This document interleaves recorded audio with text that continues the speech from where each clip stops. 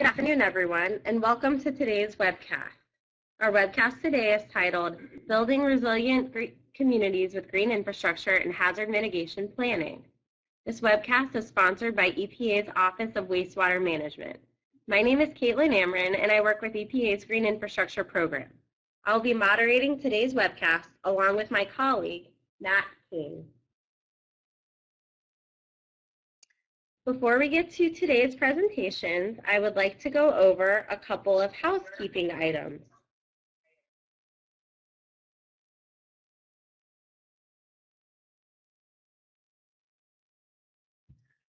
First, we will have a question and answer session at the end of the presentation. To ask a question, simply type your question in the questions box on your control panel and click the send button. You don't need to wait until the question and answer period to submit your question. We will try to answer as many questions as possible at the end of the webcast. However, due to the high number of participants, not all questions will be answered. Please feel free to contact the speakers after the webcast, as speaker contact information will be available at the end of the presentation. If you have technical issues or problems with your audio, please visit the website listed here. Today's presentation will be available on EPA's Green Infrastructure website, listed here as well, within the coming weeks. Lastly, I'd like to remind you that the views and materials presented by our speakers today are their own and do not necessarily reflect those of the EPA. We are very excited to have a fantastic group of speakers joining us today to share their expertise on today's topic, building resilient communities with green infrastructure and hazard mitigation planning. Presenters will focus on two proof-of-concept pilot projects co-sponsored by the U.S. Environmental Protection Agency and the Federal Emergency Management Agency, in which two communities enhance their resiliency by integrating green infrastructure elements of their stormwater and watershed plans into their hazard mitigation plans to achieve co-benefits, such as improving water quality and preserving resources. And now on to our speakers. And with that, I have the pleasure of introducing our first speaker, Laura Backel. Laura has spent 15 years working in local government as an environmental planner and 5 years in private practice as a mediator. She started her career at the EPA in 2004 as a conflict resolution specialist in the Conflict Prevention and Resolution Center. She was EPA's first national transportation liaison, building stronger partnerships between EPA and the U.S. Department of Transportation. She also served as assistant director in the Wetlands Office, in the Office of Water, and the Office of Civil Rights Title VI program. She currently works in the Office of Water's Non-Point Source program on water quality and hazard mitigation. She holds a master's degree in regional planning from the University of North Carolina at Chapel Hill and a BS in sociology from Oklahoma City University. Laura?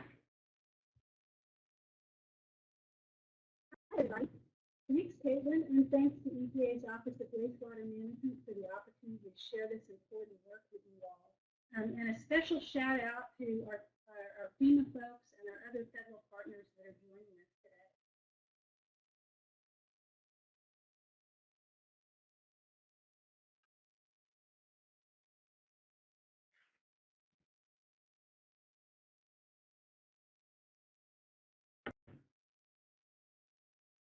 So, water quality and hazards.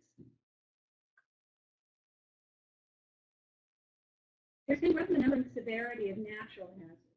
Droughts are the most common hazard in the U.S., followed closely by flooding. Other natural hazards also have water quality impacts. Managing non-point sources of water pollution, such as excess nutrients in water that lead to harmful algal blooms, among EPA and the state. We are looking for ways to leverage water quality approaches in all plans. FEMA is committed to incorporating resilient, nature-based approaches in their disaster recovery framework. So teaming up water quality and natural resources with hazard mitigation planning just makes sense.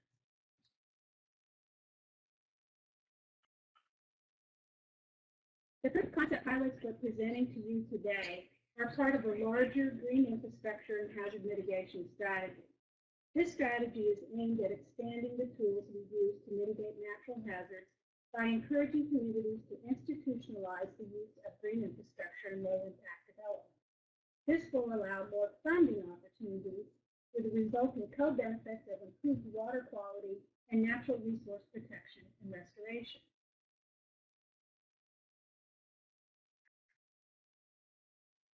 So what we needed was some stories we could tell about how this could be done. That way, others could see how to do it.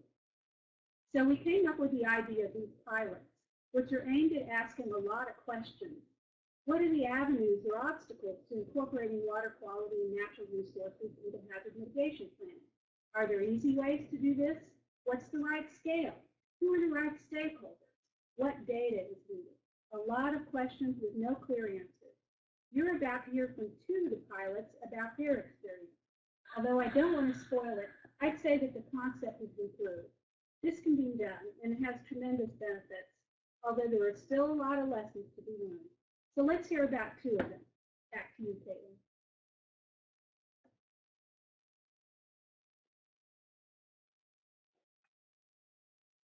Thank you, Laura.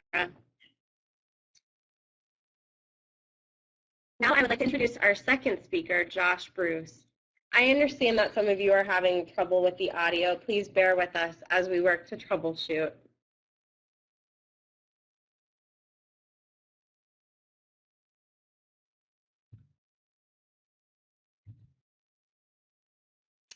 Josh Bruce is the director for the Oregon Partnership for Disaster Resilience at the University of Oregon Community Service Center.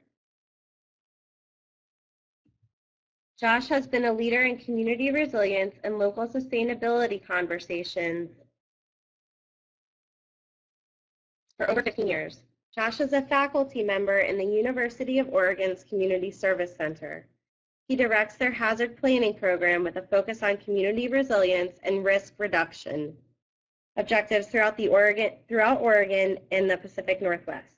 Prior to joining the University of Oregon, Josh worked for both public and private sector employers focused on land use planning and community development projects. He currently serves on the Oregon APA and Legislative and Policy Affairs Committee and is on the board of Cascadia Prepared. Josh, you may begin when ready.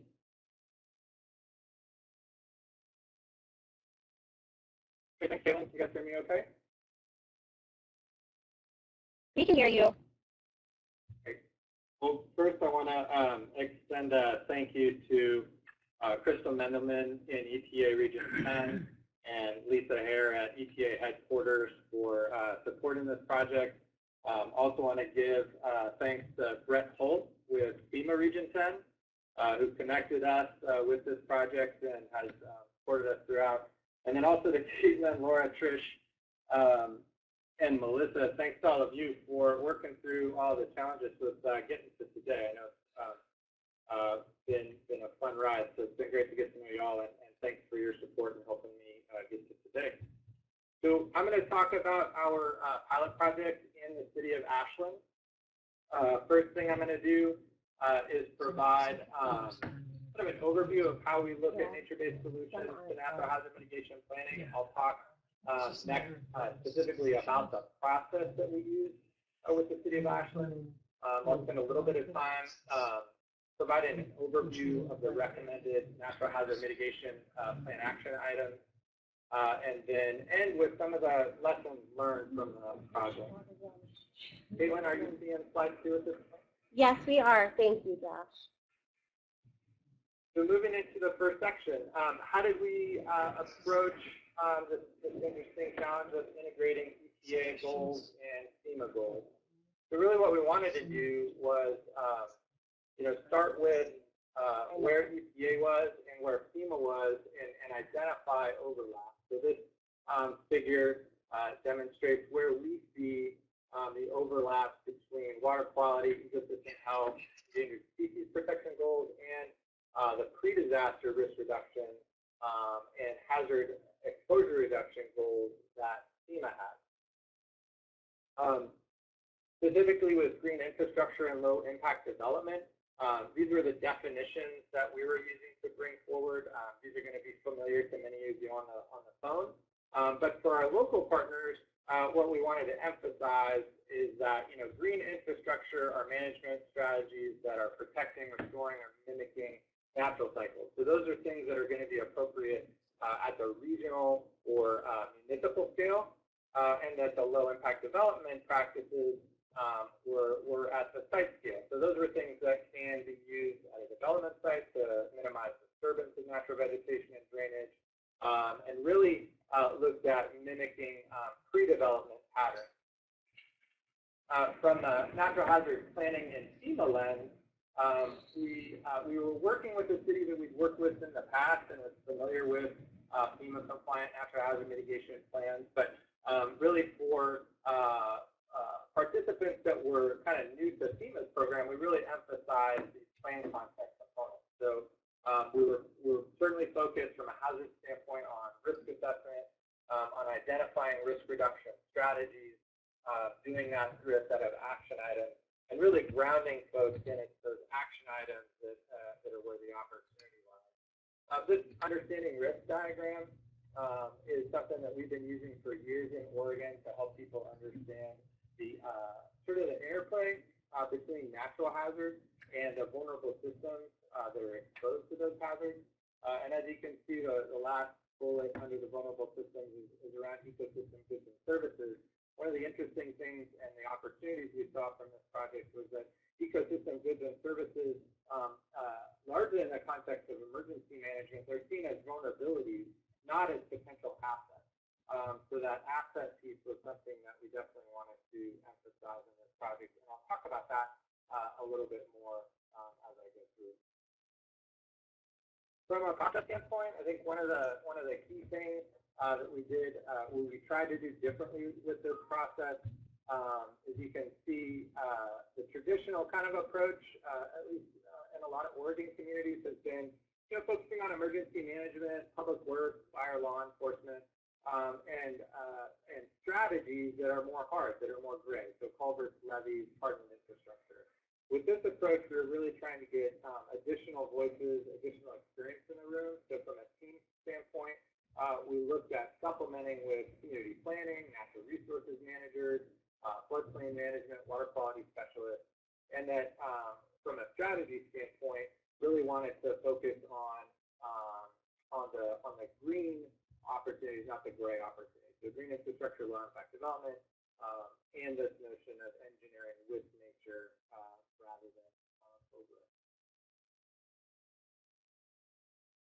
Again, looking at integrating EPA goals and FEMA goals, our team's focus was on trying to identify co-benefits. And so the way that we did that was looking at the hazards, primary hazards that are in play for City of Ashland, identifying specific best management practices out of the green infrastructure and low impact development literature, and then figuring out, well, where are the opportunities for crossover and co-benefits. So, looking at minimizing impervious area as an example, clear potential benefits on both the flood and landslide risk reduction standpoint, and we can also say, hey, those also have water quality and other ancillary community benefits associated with them.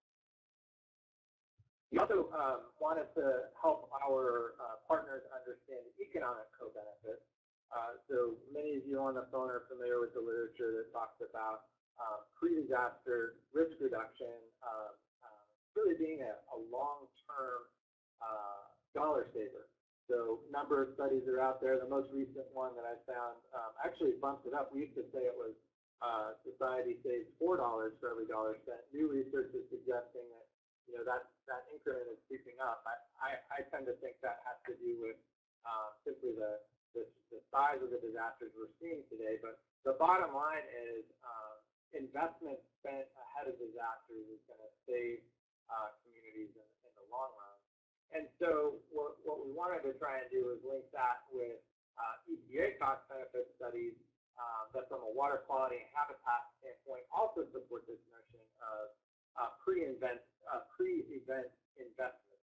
So thinking about using from the case study literature, utilizing economic analysis of green infrastructure and low impact development can address some of the public concerns, gain public support. They found that green infrastructure can cost quite a bit less than gray infrastructure, especially when it's done in an integrated way, that you can get multiple benefits. So if you're spending that dollar to get $6 back down the road, if we're looking at multi-objective standpoints, then that dollar can be stretched even further if we account for both, maybe the habitat benefits that we're getting in addition to risk reduction benefits. So those are some of the things that we're trying to bring forward with our local partners. As Laura already mentioned, these are the kind of shared FEMA and EPA project goals that we were operating from. So really thinking about how do we expand the range of tools that can be used to mitigate flood and other natural hazard risks. How do we institutionalize green infrastructure and low impact development into natural hazard risk management planning? And a really key and critical component was how do we enable the use of federal funding streams in a kind of co-benefit way. So from EPA's standpoint, how can FEMA funds be used not only for risk reduction, but for GI projects? And on the FEMA side, maybe there's EPA or Department of Environmental Quality or other funding streams, non-FEMA funding streams that can then be used for risk reduction projects. And then the last thing there, really thinking about, again, these multi-objective opportunities to both mitigate risk and achieve water quality, habitat, climate mitigation kind of benefits. As has been mentioned, we were lucky to be one of 4 pilot projects ultimately nationwide. We're the only project on the West Coast, so kind of felt a little bit of pressure there to represent. But yeah, these are the other partners, and you'll hear from another one of them later today.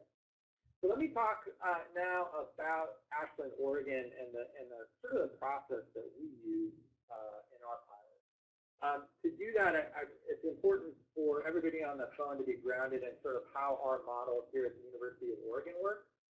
So I work in a research center that is part of our School of Planning, Public Policy, and Management. And essentially how we work is to link the energy expertise, innovation of the university with planning and public policy needs of Oregon communities. And we've got a 40-year track record of doing that in Oregon. The types of things that we focus on range pretty widely in terms of planning or policy issues. Everything from agile strategy development to actually the kind of the roots of our program in the late 70s, early 80s was in natural resources planning.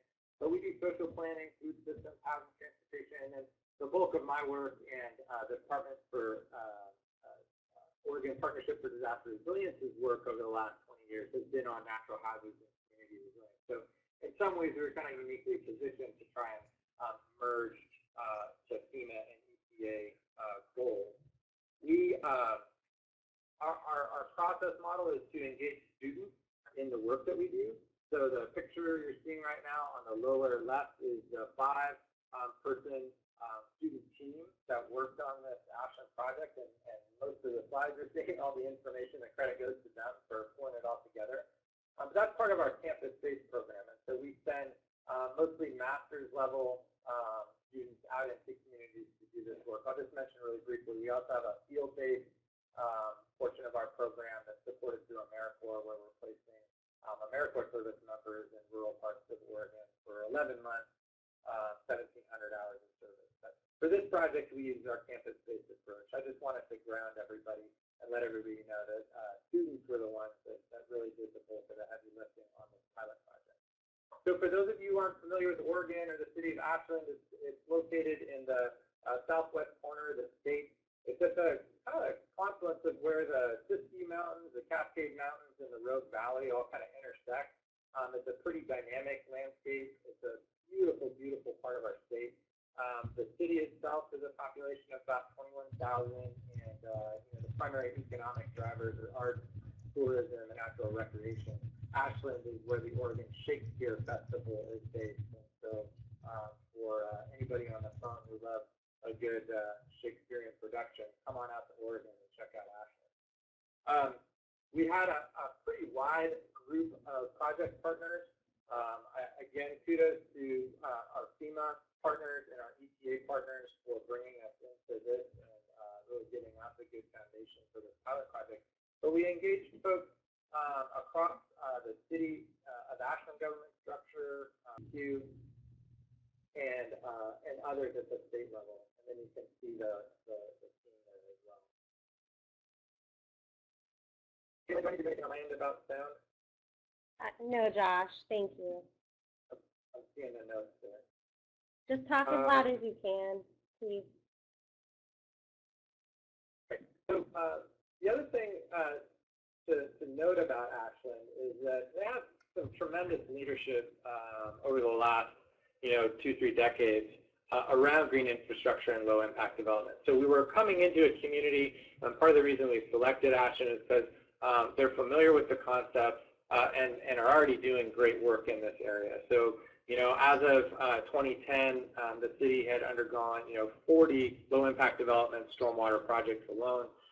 Their natural hazard mitigation plan, which is now in its third cycle, had multiple action items, risk reduction action items that were affiliated with green infrastructure and low impact development. And I'll talk about that a little bit more here. You can see here that 1,400 homes in and around the Ashland area are within the wildland urban interface boundary, and so wildfire was another hazard that we focused on. And then the last hazard, we kind of grouped landslide and earthquake as geologic hazards, but the city has some high probability of landslides given their topography and moderate vulnerability in Ashland and throughout the county. So coming into it, given those dual goals that FEMA and EPA had, we structured our pilot project to really look at 3 primary things. We wanted to understand what their existing regulatory framework in the city was, so that's the ordinance review piece. We wanted to understand what ecosystem services are available and potentially of use, so that's the ecosystem service evaluation. And then we wanted to provide some updated mapping, and that is the GIS assessment. So those 3 components really is what led to the Natural Hazard Mitigation Plan action review and recommendations. So I'll just quickly go through each of those. We did look through their development code, their land use ordinances, and other things. And again, similar to the stormwater, green infrastructure stormwater projects that the city has done, the city is pretty progressive in terms of their incorporation of green infrastructure and low impact development approaches in their development ordinance. Looking at ecosystem services, we really wanted to evaluate these 7 primary ecosystem service offerings, so parks and open space, wildfire resilience, steep slope stability, water conveyance, stormwater infiltration, sediment retention, and floodwater storage. And so for each of those, we wanted to identify what the green infrastructure best management practices would be, what the risk reduction opportunities would be, and then where potential action items would come. So I'm just going to show you real briefly an example of the type of, tool that we developed for the city. So this is looking at surface water conveyance. We have natural hazard mitigation benefits.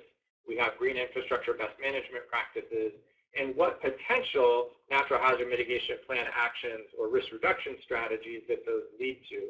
And so for each of the 7 ecosystem services, our student team developed essentially a one-pager like this that the community could quickly go to and understand what opportunities, not just vulnerabilities the ecosystem service has, but what opportunities that ecosystem service could offer to risk reduction. The last piece was to do a bit of mapping work and GIS assessment. So essentially, we started with their existing impervious surface and floodplain layers. We worked with our Oregon Department of Geology and Mineral Industries as a partner to update their 100-year flood depth map. So we actually had some depth grid information that we could work from. And then lastly, we used a tool out of Oregon State University that provides essentially a mapping platform to identify areas with high wetland restoration information or habitat information. And using those together, we were able to identify sites within the city that have potential for green infrastructure or low-impact development projects. So that's kind of the overview of the process. There's obviously a lot more to it, but we don't have time to go into a lot of detail. So let me move now into how we came up with the Natural Hazard Mitigation Plan Green Infrastructure Low Impact Development Informed Action Items. The first thing we did was start with, well, what's in their plan now? And again, as I mentioned before, their natural hazard mitigation plan already had 7 existing actions that had some green infrastructure low impact development overlap. Everything from relocating their water treatment plant to education and information outreach activities related to their FireWise program and other things like that. Our recommendations really focused on opportunities to address their floodplain. And so our first recommendation was around floodwater storage. Again, going back to the GIS assessment that I just presented, that really provided us with some good opportunities for new projects in the city.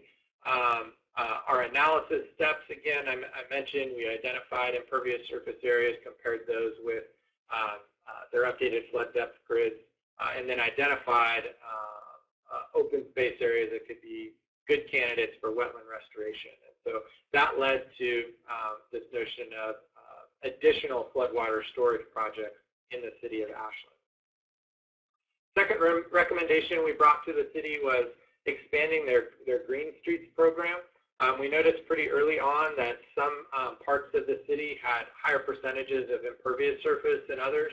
And it turned out that that a lot of those areas corresponded with floodplains.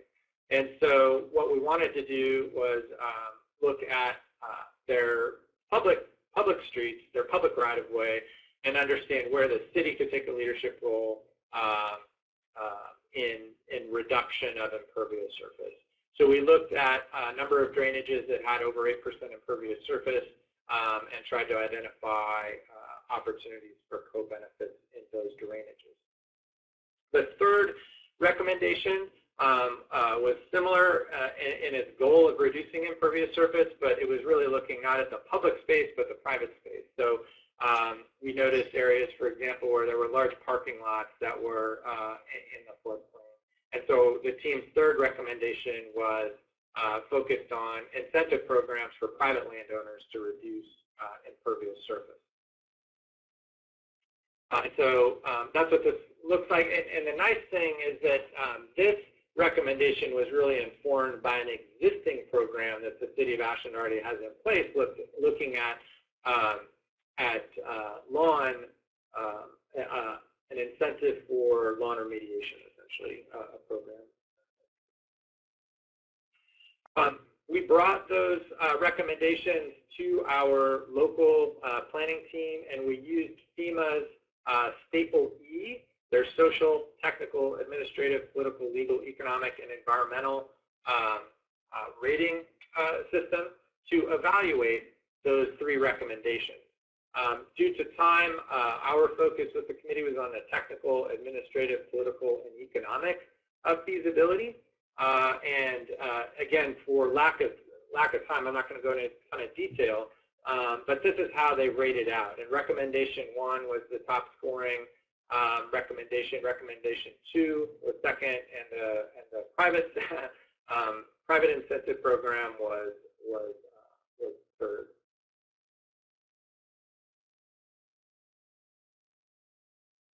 Just getting to the takeaway and the punchline, we ultimately moved forward with the floodwater storage and Green Streets programs. The committee felt that the politics and uptake of a private sector focused approach wouldn't be feasible in the city, and so these are the actual action item forms that are in Ashland's Natural Hazard Mitigation Plan that's currently under review at FEMA.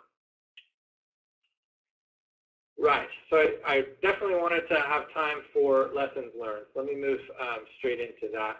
First, what worked well? I started off this thing by explaining there's a traditional approach and then a revised approach in terms of stakeholder engagement. And I think we can say that that actually worked really, really well. Having Department of Environmental Quality, Oregon Water Resources Department, several NGOs in the local region that are focused on water quality at the table talking about co-benefits of risk reduction and environmental protection it worked well, and we got a lot of new voices at the table.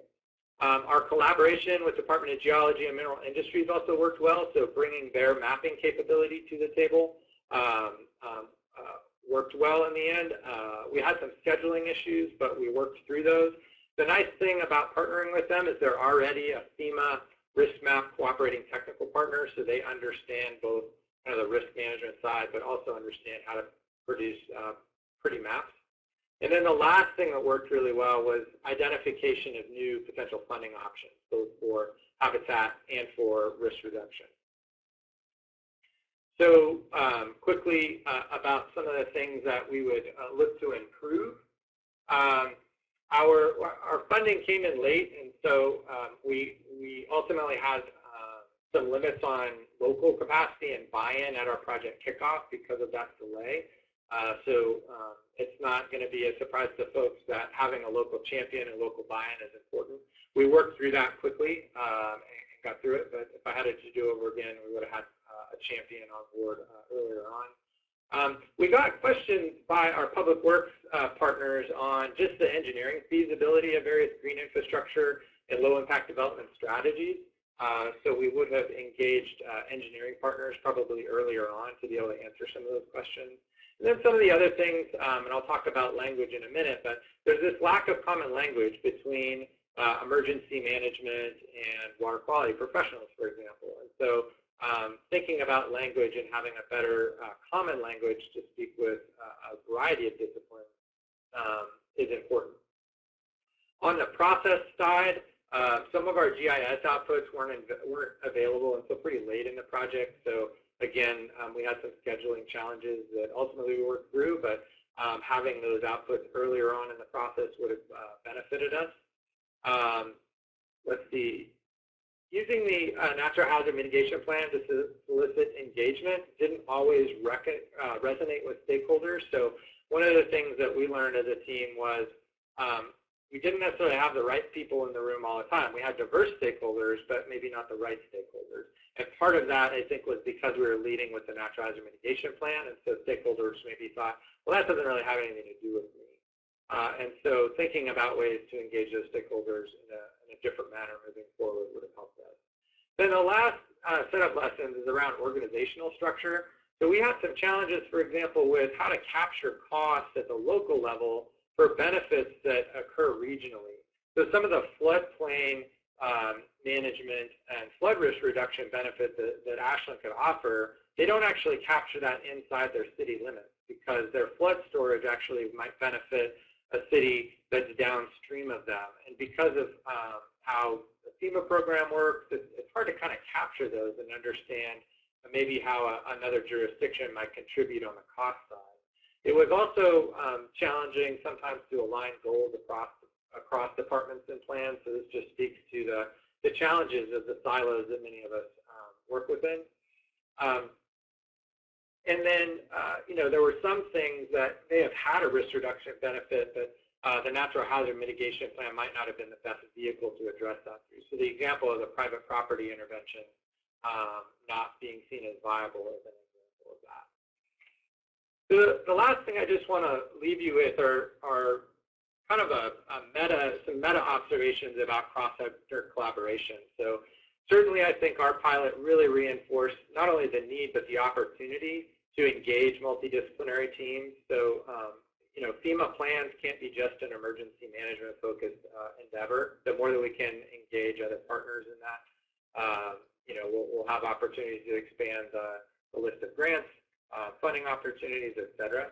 As I already mentioned, the language and funding programs are a barrier. When we talk to our water quality partners about HMA, PDM, CFR 201.6, they have no idea what we're talking about. And the same thing for emergency managers. They don't know what total maximum daily loads are, or 319 funds and how they might be able to use for risk reduction. So finding common language and really thinking about translation became important. And then the last thing is that moving forward, adopting a shared set of principles that can really cross those disciplinary boundaries, I think, is one way to address the shared language thing. So we use things like resilience and a set of resilience principles as an overarching framework. Everybody can relate to diversity and redundancy, and that as a principle of resilience really can cut through some of the jargon and stuff when we're talking to an emergency manager about diversity and redundancy versus a habitat specialist or a water quality specialist. So those are some of the broad overarching goals. That was, in a pretty big nutshell, our Ashland project. If you're interested in learning more, we have 2 reports, a local report and a report we generated for FEMA and EPA. And my understanding is EPA is going to make those available following the webinar. So with that, I will turn it back over to you, Caitlin. Thank you so much, Josh. What a fascinating and very multifaceted presentation. The work you all have done is really across a lot of sectors. Before we get to our next speakers, I would like to run 2 polls for the audience. So if you all could please answer our polls, it helps us in justifying our webinars and keeping tabs on kind of our current audience. So our first poll asks how many of you are viewing this webcast in the same room. So if you could just vote as you're ready, thank you.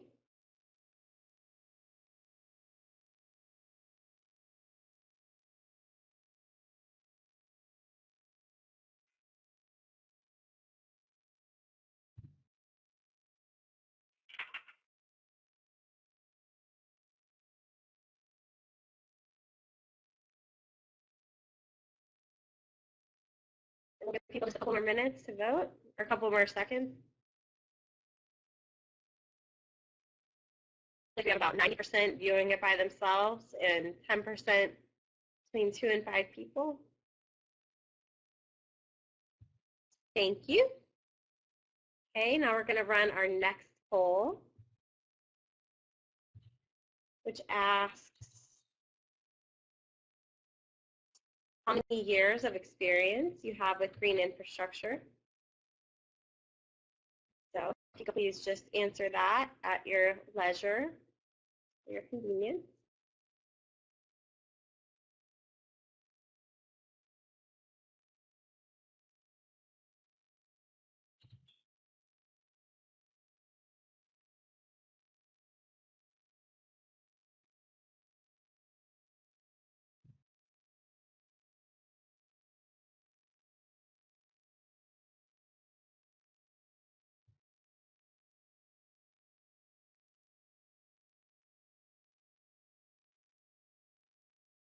Okay, looks like we have about 20% under 1 year, 20%, 23% 1 to 3, 16% 3 to 5, and 40% with 5 or more. We have an experienced audience and a patient audience. Thank you all for bearing with us through all of our technical difficulties today.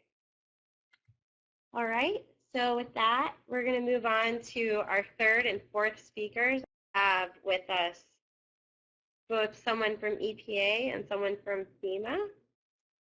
We have Trish Garrigan from EPA Region 1, and also Melissa Suerte, who is from FEMA Region 1.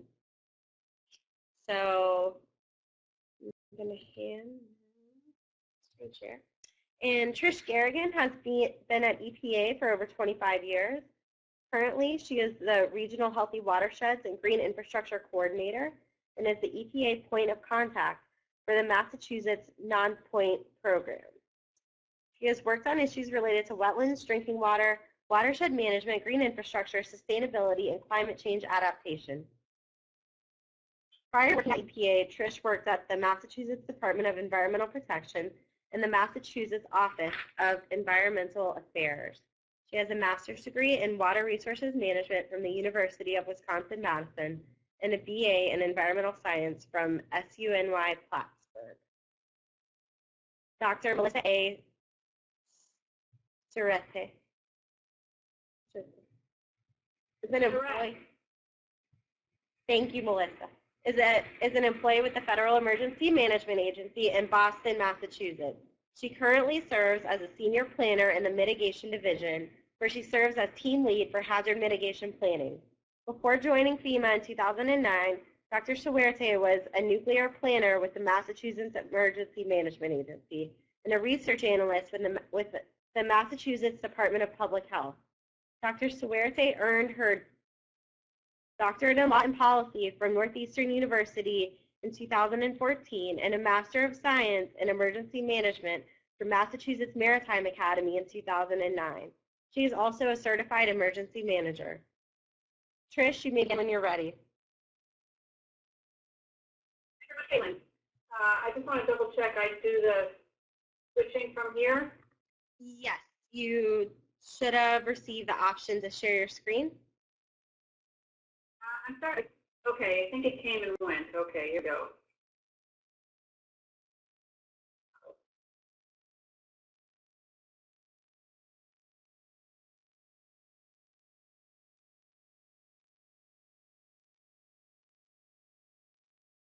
Okay, I think we're there. I just want to thank you, Caitlin, and also thank Lisa and Laura at headquarters for putting the idea together to do these pilots so we could try to look at this question of connecting with FEMA.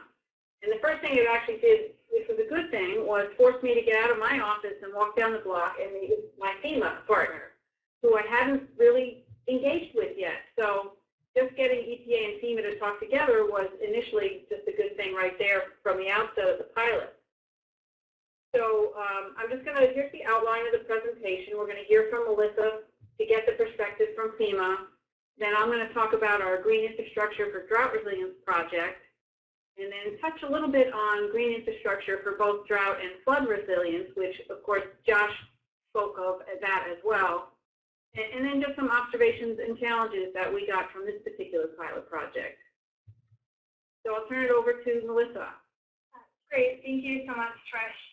So we were really excited when Trish approached our office about this opportunity, not only because drought was a big topic of discussion in 2016 here in Region 1, but because we're always looking to partner with our other federal agencies.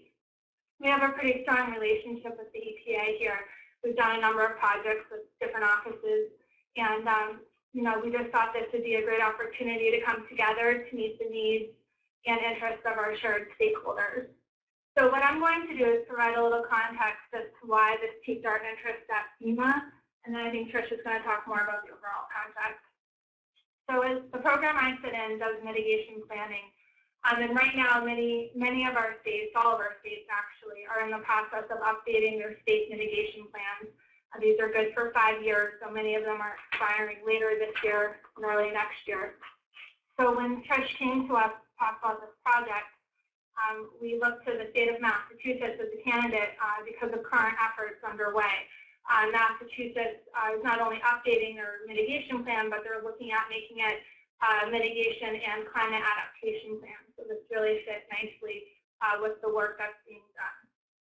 So for state and local communities to receive certain grant funding, they must have an approved mitigation plan. And there are a number of requirements that must be met in order to get that approval.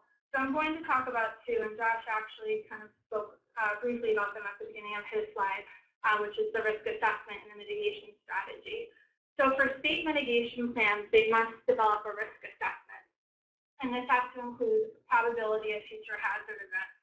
And the probability must also include considerations of changing future conditions. So when you think about addressing drought and a mitigation plan, changing future conditions is really critical in that process. You know, thinking about the future, what are those conditions really going to look like? So the states develop their risk assessment, and then following that risk assessment, the hazard mitigation plans must identify actions in their mitigation strategy that reduce long-term risk. So, and Josh actually spoke about a few examples, and acquisition of land can be one. Let's say you have a building in an area prone to flooding. Community may purchase that and turn it into open space, so it's no longer an issue. So green infrastructure is not often considered when they're developing a mitigation strategy. We do see it here and there, but it's really a missed opportunity. So that's why we were so excited to partner together. So when Trish talked about the findings from the study, you know, when we were looking at this, it was helping inform, hopefully, the Massachusetts State Mitigation Plan, but it can also help with our local communities as well. State mitigation plans are one of the first resources a community will utilize in developing their plan. So we're really excited because we weren't just talking about Massachusetts, but we're also thinking about the communities it serves and also our other New England states and the local communities there. Changing future conditions is only a state requirement, but many local communities are opting to include that, and we see that in different ways. So, you know, they might reference climate change, they might reference climate adaptation, or simply changing future conditions in our local mitigation plans. The findings from this project can demonstrate how green infrastructure can be incorporated into that hazard mitigation strategy, that requirement for the mitigation plan. And it can really provide alternative options for mitigating long-term risk to hazards, especially hazards like drought. You know, these options can be complex or they can be simple, and they can be cost-effective, and they can also have added benefits outside of risk reduction. And Josh highlighted a number of those in his presentation. So I'll turn it back to Trish, and she's going to get into the specifics of this project. Great, thanks, Melissa. It was really fun working with FEMA, and we hope to continue doing much more with that. So here's a copy of our final report, and you know, this is different than Josh's pilot in that his was for a local community, and this is statewide. This is looking at the whole state of Massachusetts in their statewide mitigation plan. So slightly different type of pilot. But I want to give some credit to our contractors. This is done with contract assistance out of our headquarters office. The Eastern Research Group and Worthley Witten Group are the two contractors who did most of the work under this project. And I also want to shout out to the other partners besides FEMA. We worked with Emergency Management Agency and Executive Office of Energy and Environmental Affairs, as well as the Trust for Public Land. Since they were doing a pilot in the Boston area, we made some connections there, and it actually turned out to be a really nice partnership to bring them in. And then, of course, the headquarters folks for getting this whole idea going. So again, the question was how to incorporate green infrastructure for drought resilience. This is a statewide hazard mitigation plan. When I first went to the state with the idea, they were so underwater, pardon the pun, with doing their gigantic hazard mitigation and climate adaptation plan that initially the thinking was we just can't get into this right now. But then we kind of gave up on the idea of a proposal, and then the more we talked about the current drought we were in, the idea came up like, well, okay, what about if we just look at this one slice of green infrastructure for drought resilience? And then everybody thought, well, yeah, okay, let's carve that piece out and try to look at that particular question. So that's why this is more focused on just that issue. And the Trust for Public Land, as I mentioned earlier, was doing a similar green infrastructure mapping project in the Boston area. So it felt like a good opportunity to build on the work they were doing as well. So it turned into a little bit more than just a statewide plan effort. But every time I get to talk about drought resilience here on the East Coast, I get this kind of funny look from people like, wait a minute, what are you talking about? Aren't we getting like more and more rain and crazy amounts of rain? So why are we talking about drought? And I think people are beginning to realize that what's being predicted is a little bit more of both, more rain and more drought. but I do sometimes just walk through the issues. It's like, okay, we're getting more floods, but there's more heat, which leads to more evaporation and more fuel for the storms. And we get this increased precipitation and storm intensity. And then as the land surface gets developed, there's nowhere for that water to go, so it runs off in flooding. And it's coming in different slugs of timing, too. Like now we're having rainstorms in the end of winter, where much of the ground is frozen, so it doesn't get a chance to sink in.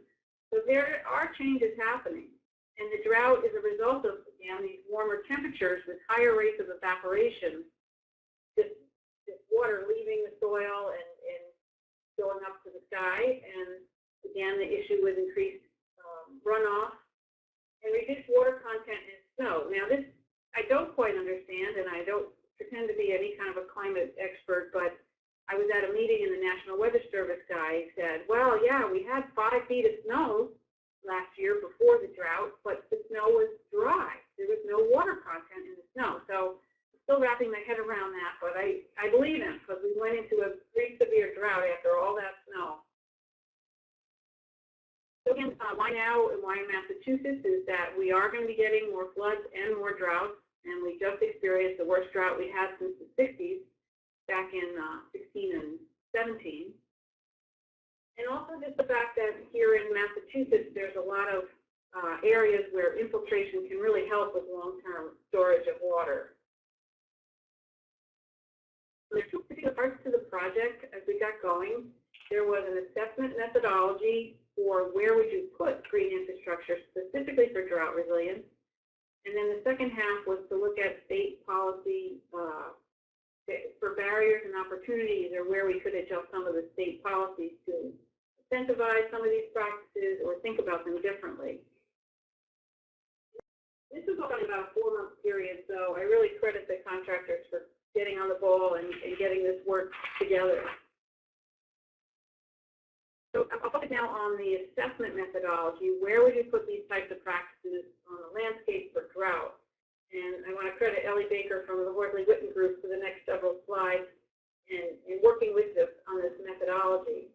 So the impacts from drought include lack of stream flow. This is an example of a river in eastern Massachusetts that's pretty much dried up. So how do you get water back in the ground, more recharge? How do you get base flow to streams to help maintain drinking water supplies and aquatic habitat? And overall, increasing resilience to drought. So where would you want to put these types of practices, and what sort of practices would you put? So already, you could think about a good site for infiltration. Doesn't have anything on it. They're permeable soil. It's not too close to the surface water or wetlands. Certainly not contaminated, which is always an issue when you want to think about infiltrating water into the ground. There's sufficient depth to groundwater or bedrock, relatively flat, and that it's down gradient of an area that collects flow. But it always will be site dependent, so you always have to think about these things for your particular area. So what we were suggesting was kind of a 3-step process of where are the sites that are suitable for this type of infiltration, and then are they implementable? Does it make sense? Is it publicly owned land? Can we actually get some practices into that site? And then the third step is field investigation, checking on the ground what's really happening. So here's a summary of the site suitability analysis. Again, these layers I touched on a little bit before, that you don't want to be too close to the wetlands or the rivers. Also, you want to avoid any, sometimes there's regulations that don't allow you to put some practices in these areas anyway. But you'd want to be outside the flood zone. You definitely want to be without contamination, the well-drained soils, again, in some depth to groundwater and depth to bedrock, outside of a water supply protection zone. So when you start thinking about all these different factors, they can kind of fall into, some are more important than others or less important. And so what they came up with is a rating methodology, basically, where you look at these different criteria about like the types of soils, and then you assign a certain number of points depending on what types of soils what types of geology, and that sort of thing. So if you go down the bottom row, that would be like the highest scoring place where you might want to put a practice. But again, it depends. You may not have A soils or B soils, and so you'd have to adjust the methodology for where you are. So here's a map example. A lot of this early work that was done by Horsley Witten in the Upper Charles watershed was done at citing green infrastructure in general, and then they kind of worked to make it more specific to drought. So this is the town of Milford, Massachusetts, which is in the Upper Charles watershed. And so this is just to show you when you map all those criteria, here's what it would look like on a map.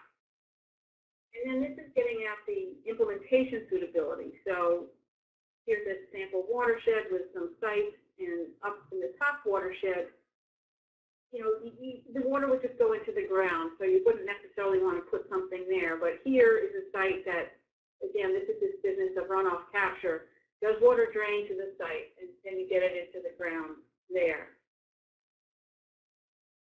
And again, these are just the criteria that we were using for implementation suitability, whether or not it was at a less than 25% slope, publicly owned, that sort of thing. And we used a similar rating of the criteria. Again, the highest score hit all those criteria that you were looking for, whether it's the size of the contributing area or the slope. You get the most points for what was considered the best implementation suitability. So in here's that map on the same map, and the red circles just so you can kind of compare what came up under the different mapping scenarios. So then we put these two together, putting a little bit more weight on the site suitability and a little bit less on the implementation suitability together, and then you map those results. So this would be the site in the town of Milford where green infrastructure for drought resilience might make sense. But again, this is just a mapping assessment methodology. It's not the answer. You always have to go out and check on the ground what do things look like, what's happening there, and see for yourself if that makes a lot of sense. I'll just put it now on the Trust for Public Lands Climate Smart Cities effort. Because they were doing an effort in the Metro Mayors of Boston area, green infrastructure decision support tool, and they've also done climate smart cities efforts in New Orleans and Cleveland and Sandusky, Ohio, and Los Angeles.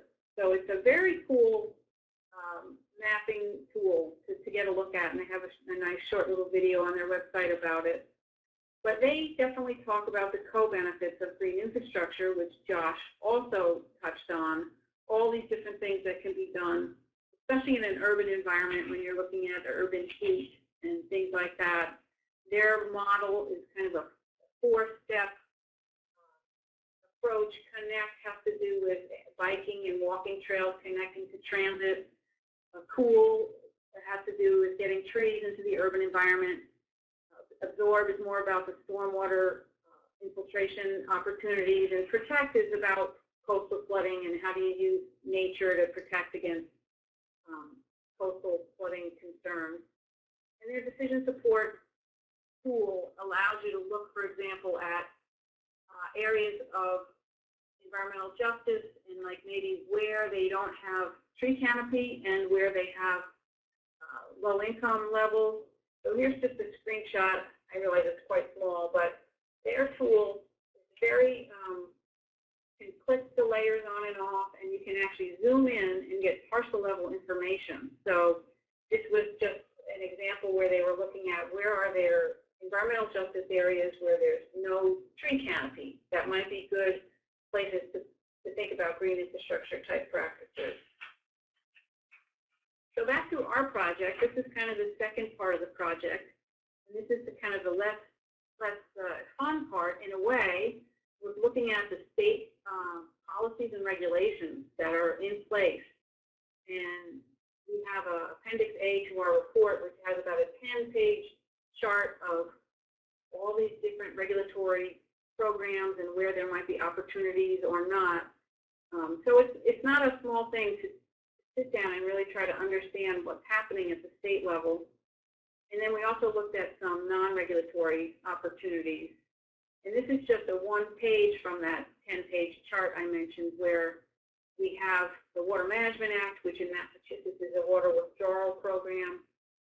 Where are there opportunities to incentivize green infrastructure for drought? So if you're trying to take water out of the ground for a water supply, but you're in a basin that's kind of stressed already, there are requirements that you have to mitigate that effect by getting water back into the ground. So one thought was, why not focus some of this in these type of mapped areas? So we did all the analysis, we did the assessment methodology, and then it was time to bring together different stakeholders and get some feedback on what we did. So we presented the results of the methodology. We had we presented the policies, and then we broke out into breakout groups to develop some of the recommendations that might go in the report. We had about 40 people at this workshop, really trying to get a good representation from local to nonprofit groups to other federal and state agencies. And what we came up with for the final recommendations in the report, and again, these are very slimmed down because we don't have to go into too much detail, but to potentially identify the priority areas for recharge in the state using the methodology, to promote recharge for mitigation under the Water Management Act. But the other thing we had the contractor do was to put together a best practice document that could be an attachment to the statewide plan that localities could then look to this, as Melissa mentioned, to say, okay, well, what could we think about doing for drought? They could go to the plan and see some of this in the appendix. What's next now is just, again, as I mentioned, getting this into the actions in the plan that's being written right now, the follow-up recommendations, and there's also the revisions to the Trust for Public Land tool, potentially thinking about expanding that, working with MassGIS to maybe get a drought layer, and other potential things we could do. And comparing notes with some of the other pilot projects, even though this one's different since it's statewide, what are we really learning about this question of green infrastructure and hazard mitigation plans? So I'm just going to touch now on green infrastructure for both flood and drought resilience. And you could also add a urban heat effect bubble to this as well, because it does all those different things. But there is a subset of green infrastructure that's good no matter what, whether it's floods or droughts, things that you can do to protect forests and wetlands, reduce impervious surfaces, increase infiltration, plant trees, and promote these practices. They could be good everywhere. If you want to think specifically about flood resilience, you might be looking into some of the things that Josh had mentioned as well, like the floodplain storage areas. I think he called it flood water storage, protecting floodplains and erosion areas, and just reducing the amount of water going into any CSO system, protecting riparian areas, things like that. And then the drought resilience, these are some of the factors we were looking at in this assessment about getting water back into the ground, increasing storage in soils by promoting healthy soils. And these are the factors, again, for the enhanced infiltration that we talked about for citing green infrastructure for drought resilience. Just in summary, green infrastructure for climate resiliency is a really good idea. It touches on all these different aspects that will be part of a hazard mitigation plan.